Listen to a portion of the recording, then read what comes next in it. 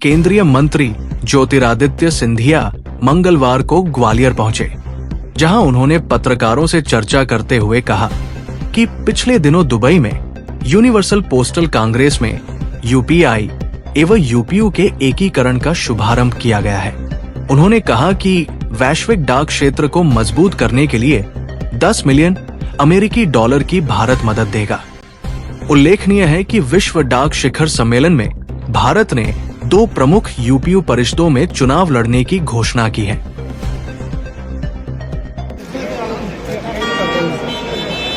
राष्ट्रपति जी के चुनाव के बाद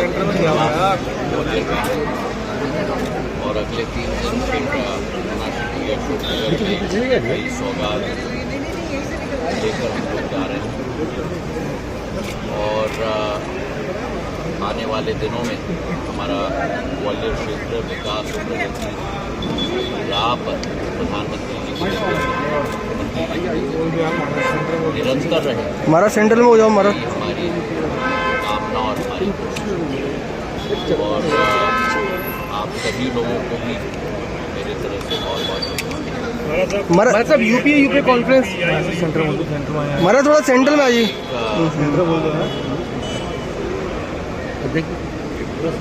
समझौता हमारा सब संयुक्त राष्ट्र की बीच में यूनिवर्सल बीच में सेंटर में 193 देश हमारा साहब को 1875 में जो संस्था स्थापित हुई और भारत की एक बहुत अहम भूमिका उस जमाने से मतलब 150 वर्षों से उस संस्था में रही है, अंतर्राष्ट्रीय संस्था में रही है।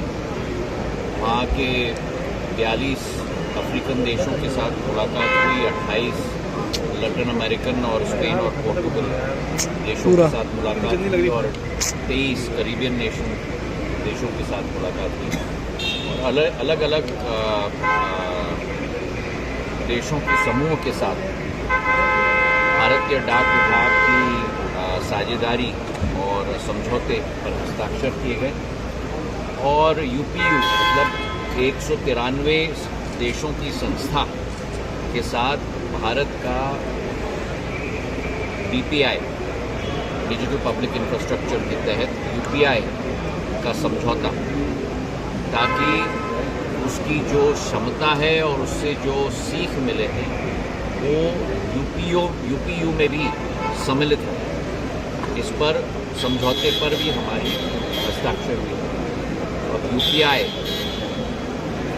केवल भारत व्यापक नहीं, केवल Nepal, Bhutan, UAE, Paris, France व्यापक, मॉरिशस व्यापक नहीं, लेकिन यूपीआई अब विश्व व्यापक है।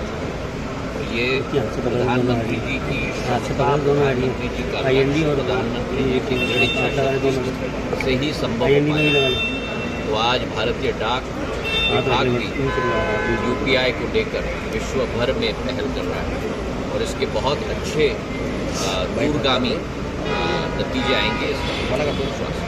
नेपाल में बड़ी हिंसा हुई है, तमाम उस पर मैं कोई टिप्पणी कर नहीं करूँगा। जिन लोगों की जान गई है, हर परिवार को मेरी तरफ से सांत्वना मैं देना चाहता हूँ।